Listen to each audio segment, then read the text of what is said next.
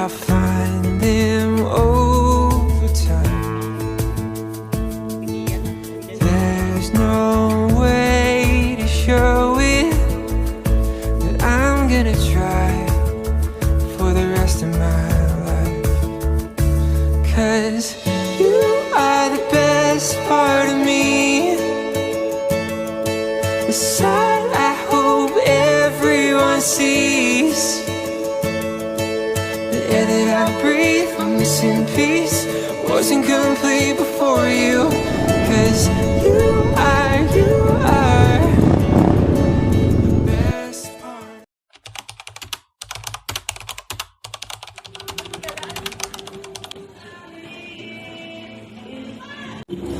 Tapos yung basura lang. Stop hell! Sinulit mo na nga, di ba? Ba't hindi mo natapos? Basta ganyan yan eh. Ba't ako magtatapos? Ate, sana hindi mo pinakay naman. Bakit kasi ito sa kanilisan? Mga walang modo.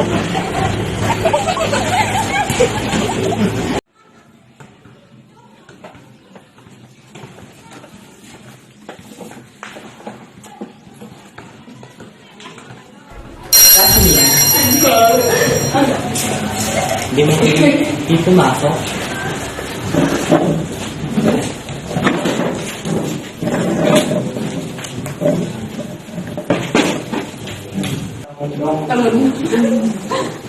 Good afternoon, everyone.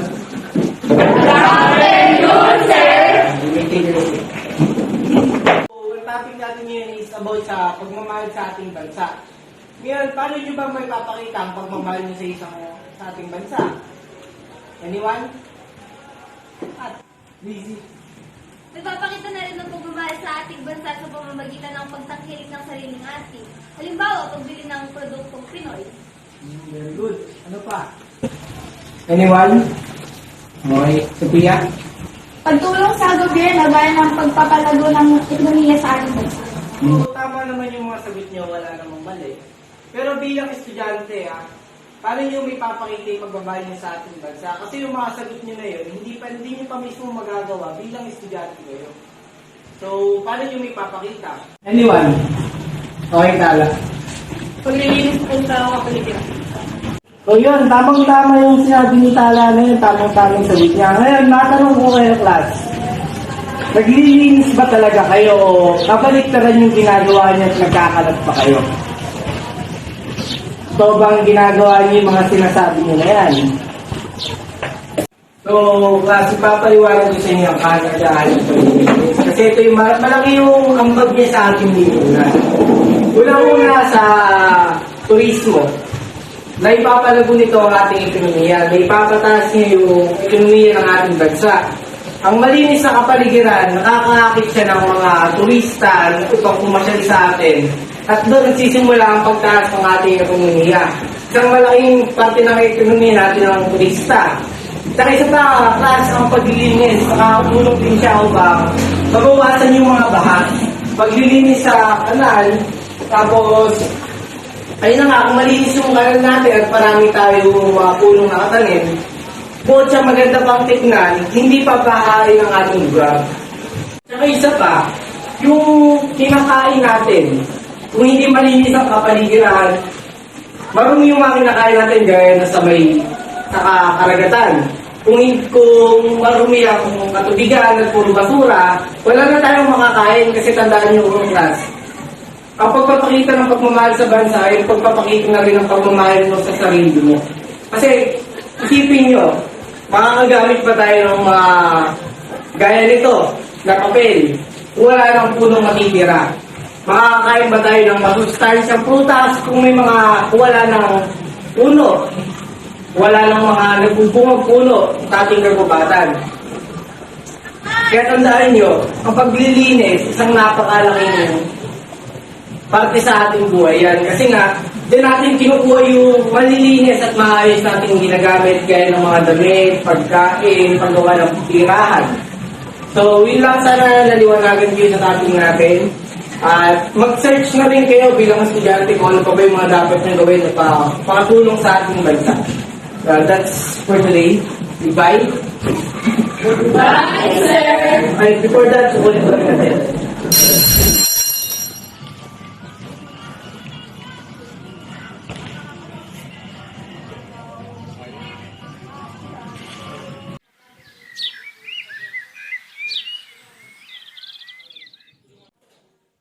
Alam niyo ba, napaisip ako sa sinabi ni Sir kanina.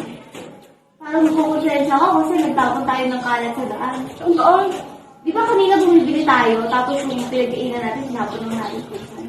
Oo. Parang tumaan niya ako kanina kasi ginagawa din daw pa natin yun. Parang hindi po, sir. Paano kaya kung gawin natin yung sinabi kanina ni Sir? Alin yun? Yung Clean and Green program. Magandang idea yan.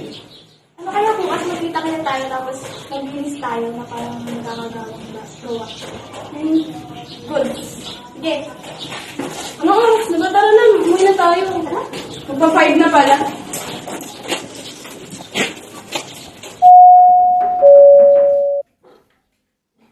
Teka lang. Dito na pala kayo. Tara, pasok kayo.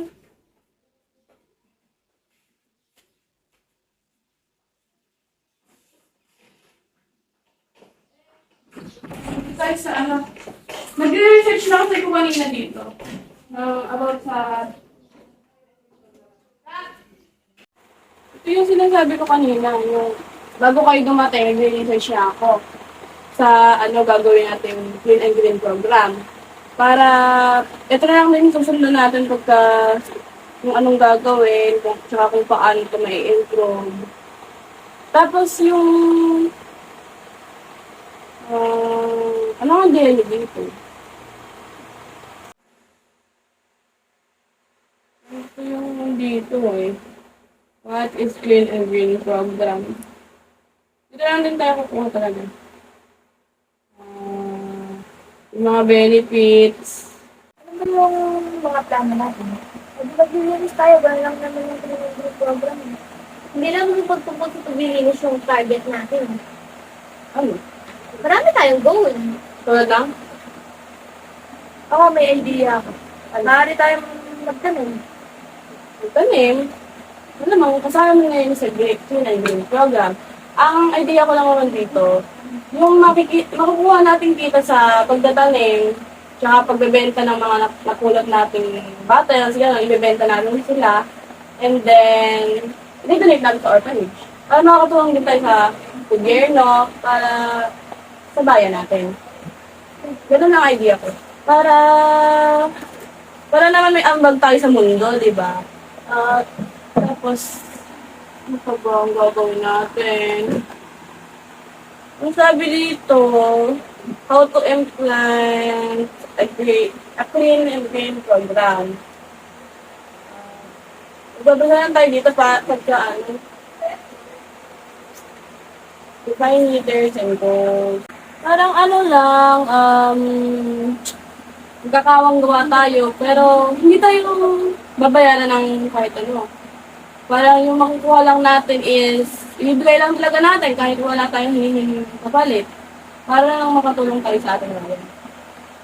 And then, parang may plano din ako eh, kung paano natin paano tayo makakatulong sa ating bayan. Ito na nga yung isa. Kaso ano pa yung iba? Pakita natin yung kultura natin. Pwede. Sige, maganda idea yan, pero tapusin muna natin itong clean. Sinasabi ko kanina, after natin sa Clean and Green program, ayos natin yung magtuturo tayo sa about sa culture natin. Pwede natin gawin yon next week kasi tapusin nga muna natin Clean and Green program, di ba?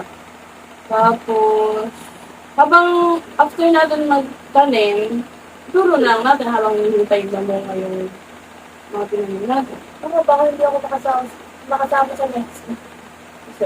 Kasi ano, yung mag-outing ka ng magpapamili, gano'n.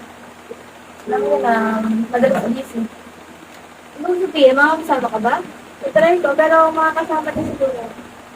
Yung friends, kasama ka? Oo naman, B. Kasabay na ako, nakasama akong motor gagamitin doon sa next week. Okay. Meron naman kami sa Gagamitin ko sa'yo na. Start na lang siguro yung ano. Bukas, magkita-kita tayo. Para sa clean and green program.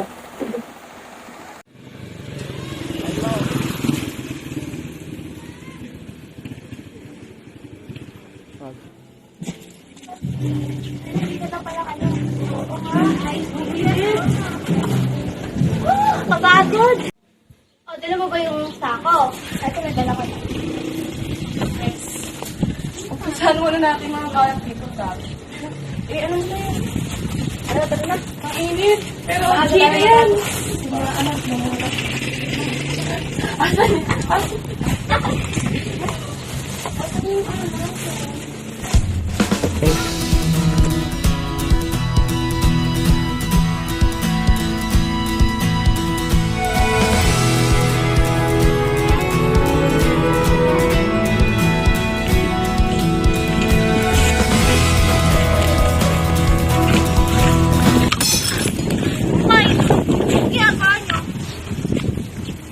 Bakit kayo nagtatapon dyan? Ano nga ba? Maraming, tamang tapunan. Hindi niyo ba alam na masama yung ginagawa? Napagtatapon lang sa kung saan hindi nakakatulong yan sa environment natin. Pulutin niyo. Meron kaming clean and green program. Ituturo namin sa inyo kung yung dapat at di dapat gawin. Kung gusto niyo malaman, sumama kayo sa amin. Sige, sasama kami. Saan ba yan? Tara.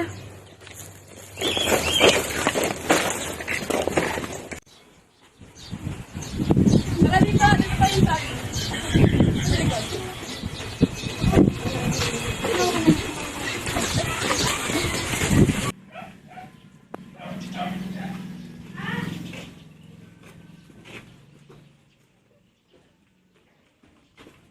Dito yung sinasabi ko na pwede natin gamitin sa Clean and Green program.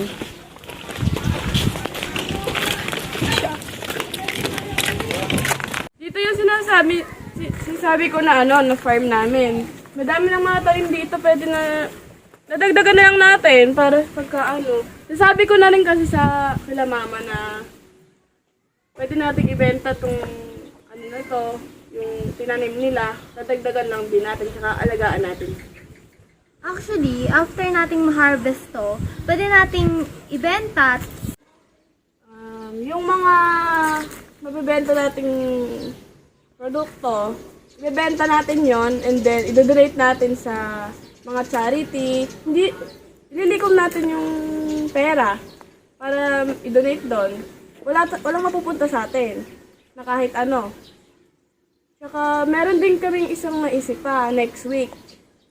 Gaganapin namin yan. Ituturo natin yung history para sa mga bata para may alam sila sa nangyayari sa Pilipinas. Ako baka hindi ako makasama next week kasi may mga gagawin akong importante. Kayo? Sama kayo? Sama kami. Ikaw? Sama ka, Maika? Ako, baka hindi ako makasama. Kasi, kagaya ng napag-usapan natin kahapon, meron kaming outing na magpapamilya. Ganun baga. Sige, edi kami na lang muna. Ganun na lang siguro mangyayari sa atin. Pero kanina, patungkol yun sa history para hindi makalimutan ng mga new generation. Tuturo natin kung sinong unang naging bayani, kung sinong nagligtas sa Pilipinas sa panahon ng sa ating bansa. Itong umaga, sir.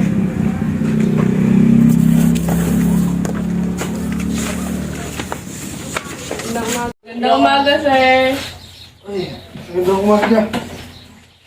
Pero napasigahan niyo dito.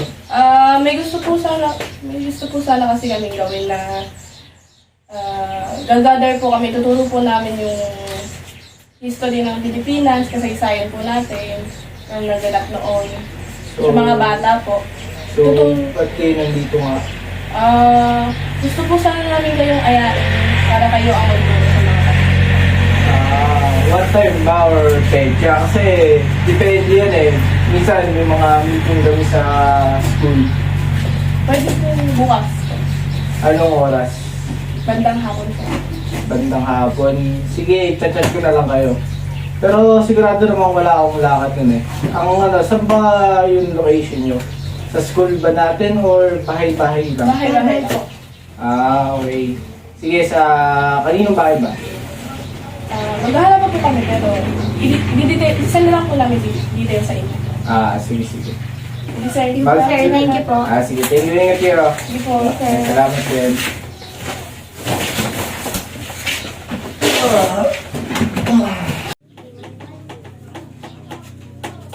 Good afternoon.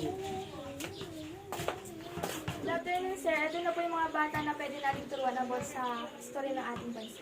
So, mag-start tayo. Good afternoon. Good afternoon po. My name is Mike David Constantino and I'm teacher from Marawa National High School and this is my student. Sila yung nagsabi sa akin na meron silang gagawing proyekto upang magturo sa mga kabataan patungkol sa ating kasaysayan. Kaya sila ang utak ng programang ito. Ngayon, may tuturo ako sa inyo. Alam niyo ba kung sino yung nagtahi ng watawat ng Pilipinas? Hindi po. Ang watawat ng Pilipinas ay unang naisip ni Emilio Aguinaldo. Sino nga ba si Emilio Aguinaldo? Siya ang unang presidente natin. Ngayon si Emilio Aguinaldo, siya ang nakapag-isip, di ba? Ngayon si Melchora Agoncillo, ang kanyang anak na si Lorenza, at ang anak niya ng si Lorenza, at ang pamangkin ng... Ang watawat ay unang naisip gawin ni Emilio Aguinaldo. Si Marcela Agoncillo, ang kanyang anak na si Lorenza, at ang pamangkin ni Jose Rizal na si Delfina Herbosa de Natividad, ang nagtahi ng watawat sa Hong Kong. So yung watawat pala natin, hindi sa mismong Pilipinas ginawa, kundi sa Hong Kong pa. Saka, may tanong ako sa inyo, sino ang unang bayani ng Pilipinas? Mali. Ang unang bayani ng Pilipinas ay si Lapu-Lapu, nakilala noong 1521. Isang dato sa pulo ng Mactan, isang pulo sa Cebu, na nakilala bilang pangunahing katutubo ng kapuluan na lumaban sa pananakop ng mga Kastila. So kung hindi dahil kay Lapu-Lapu, kung hindi niya napigilan si Magellan, patagal na tayong sinakop ng mga Kastila noong 1521 pa. At isa pa, sino ang unang presidente ng Pilipinas na nagdiba? Sino? Emilio Aguinaldo. Tama. Pero meron tayong, sige, mamaya ko na, babalikan ko yung tanong na yan. Pero tama naman kayo. Tinuturing ng kasalukuyang pamahalaan ng Republika ng Pilipinas si Emilio Aguinaldo bilang pangunahing ay unang Pangulo ng Pilipinas. Naging Pangulo ng bansa noong Enero 23, 1899 hanggang Abril 1, 1901. Isang tanyag na general na nagsusulong ng kasarinlan ng bansa at namuno ng maraming pag-aalsa laban sa Espanya kasama ang nabigong republikasyon noong 1896. Sabi niyo diba kanina na ang unang bayani ng Pilipinas ay si Jose Rizal, which is mali nga yun kasi si Lapu-Lapu. Ngayon alam niyo ba kung ano ang totoong pangalan ni Jose Rizal? Ang totoong pangalan niya ay Dr. Jose Protasio Rizal Mercado E. Alonso Riolanda. Isang Pilipinong bayani si Jose Rizal. Isa sa pinakatanyag at nagtaguyod ng pagbabago sa Pilipinas noong panahon ng pananakop ng mga Kastila. Siya ay kinilala bilang pinakamagaling na bayani at itinala bilang isa sa mga pambansang bayani ng Pilipinas ng lupo ng mga pambansang bayani. So, isa siya sa nagmulat sa atin sa pananakop ng mga Kastila. Gumawa siya ng mga akda na nagmulat sa atin na ang ginagawa ng pananakop ng mga Kastila ay mali. Kasi dati noon, nung mga panahon ng pananakop ng Kastila, ang mga Pilipino ay takot lumaban. Kahit na may karapatan silang ipaglaban ang kanilang sarili dahil sa takot sa mga mananakop ng ating bansa. Ngayon, si Jose Rizal, siya yung sa atin siya yung nagmulat ng mata gamit ng mga salita. Parang doon niya dinaan yung pagprotesta niya sa mga maling ginagawa ng mga Kastila. Doon niya Doon niya sinabi yung mga karapatan natin na hindi dapat sakupin at patayin ng mga Kastila ang mga kababayan nating Pilipino. At saka meron pang isa. Sa tanong ko nga sa inyo kanina, kung sino ang unang presidente ng Pilipinas, at ang sagot niyo naman ay si Emilio Aguinaldo, tama kayo doon. Pero may papakilala ko sa inyo. Malamang kilala niyo naman siya, pero yung detalye sa buhay niya, hindi niyo pa kilala. Siya si Andres Bonifacio.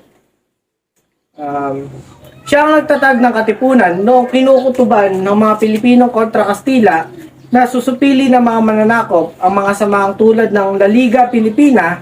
Sinamahan siya ng dalawang kaibigan niyang sina Teodora Planta at Ladislao Diwa at kasama din sina Valentina Diaz at Diorato Arellano. So, bago tayo magkaroon ng Presidente Emilio Aguinaldo, nauna munang magtatag si Andres Bonifacio. Siya yung, sabi dito, siya ang nagtatag at lumao naging supremo ng kilusang katipunan na naglalayong makamtan ang kasarinlan ng Pilipinas mula sa Espanya at nagpasimula ng himagsikang Pilipino. Kinilala rin siya ng ilang mga dalubhasa sa kasaysayan bilang unang Pangulo ng Pilipinas. Subalit, hindi siya opisyal na kinilala. Kailang opisyal na kinilala ay yung sinabi niyo kanina na si... Yun, tama siya, si Emilio Aguinaldo. At mga bata, alam niyo ba kung sino ang utak ng katipunan? Sino? Emilio Jacinto. Ayun, tama. Si Emilio Jacinto ang utak ng katipunan. Eh, kilala niyo ba kung sino ang utak ng himagsikan? Sino? Apolinario Mabini. Ayun, magagaling pala. Matatalino pala yung mga bata dito. May alam din sila about sa history. So ngayon, si Apolinario Mabini, alam niyo ba yung sakit niya? Polio siya. May sakit siyang polio. Paralyzed na yung dalawa niyang hita. Dalawa niyang legs pala. So ngayon, paano siya naging bayani kung hindi naman siya nakikipaglaban? Gaya din siya ni Andres Bonifacio, bagamat hindi niya kipaglaban, kinilala pa rin bilang bayani ng ating bansa. Dahil si Apolinario Mabini, siya ang utak ng katipunan, ay utak ng himagsikan. Siya yung nag-iisip ng mga plano kung ano yung mga dapat gawin at hindi dapat gawin. At kilala nyo ba kung sino ang... ito, kilala nyo to. Kilala nyo ba si General Luna? O, ano siya? General, tama. Kasi kasasabi ko lang na General Luna, di ba? So, General Luna, kinilala siya bilang matapang. Kasi iba siya eh. Siya yung tipo ng tao walang inuurungan. Sa lahat ng general, siya yung walang kinakatakutan. Tapos, he became the famous and bravery, unusual style of fighting. Kasi ibang klase siya makipagdigma eh. Talagang buwis-buwa yung ginagawa niya. Wala siyang pakialam kung mamatay man siya sa digmaan. Ang mahalaga na ipagtanggol niya ang ating bayan. So sa lahat ng mga binanggit kong bayani, sino yung pinaka natatandaan niyo? Bakit si Jose Rizal? Tama, pambansang bayani. Pero tama naman yung sinabi mo siya ating pambansang bayani. Pero marami tayong bayani kinikilala. Kaya dapat maintindihan niyo yung kung sino-sino at kung ano yung mga ginawa nila. Dahil at the end of the day, kung hindi dahil sa kanila, hindi tayo magiging malaya gaya nito. Kung hindi nila ginawa yung mga ganung bagay at kung hindi sila nakipaglaban sa Kastila, malamang ngayon ay sinasako pa rin tayo ng mga ibang lahi. Kaya araw-araw, magpasalamat tayo sa kanila kung nakakapaglaro kayo sa labas. Magpasalamat kayo dahil hindi nyo mararanasan kung hindi na pinagtanggol ang ating bansa. So, yun lang naman yung gusto kong sabihin sa inyo. Yun yung gusto kong ituro. Sana may natutunan kayo. And again, I'm Magbibig Constantino and I'm teacher from Marawan National High School. And this is my student. Kundi dahil sa kanila, hindi ako makakarating dito at hindi ko may babahagi yung maliit na nalalaman ko sa history ng ating bansa. So, yun lang. And sana may natutunan. Okay. Nga tayo aming mga hinanda ako ditong mga katanungan na kailangan nyo sagutin. Unang katanungan, patungkol saan ang film na ginawa ninyo? Patungkol yun sa pagmamahal sa bayan, pagkalinga sa ating bansa at pagsasabuhay ng ating kasaysayan at kultura. Dalawang katanungan, anong purpose ng film na ginawa ninyo? Ang purpose nito ay para maipakita kung paano natin maalagaan ang ating bansa at paano mahalin ang ating bayan. panghuling katanungan, ano ang main objective ng moving ito?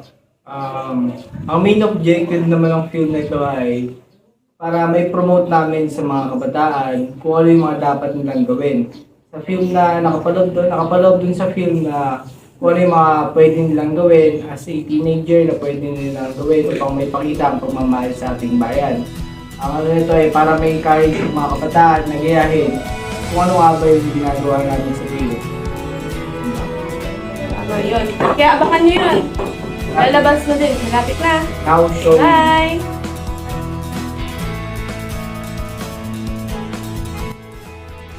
So, alam niyo ba kung sino yung utak ng Katipunan? Sino? Hindi si Emil Jacinto. Ay, tama, si Emil Jacinto pala. Marami tayong goal. Tulad ng? Okay na. Ano yun? Nakala ko ba hindi ako nagsasabi nun? Di ba yun lang yung sa akin? I go with the flow lang. Go with the flow lang. Ang produktong Pinoy. Very good. Ano pa? Ikaw. Pagtulong sa gobyerno, gaya ng Ulit, pagpapalaban. Our topic for today is about pagmamahal sa ating bansa. Ngayon, tatanungin ko kayo, paano hindi ba may papakita mo?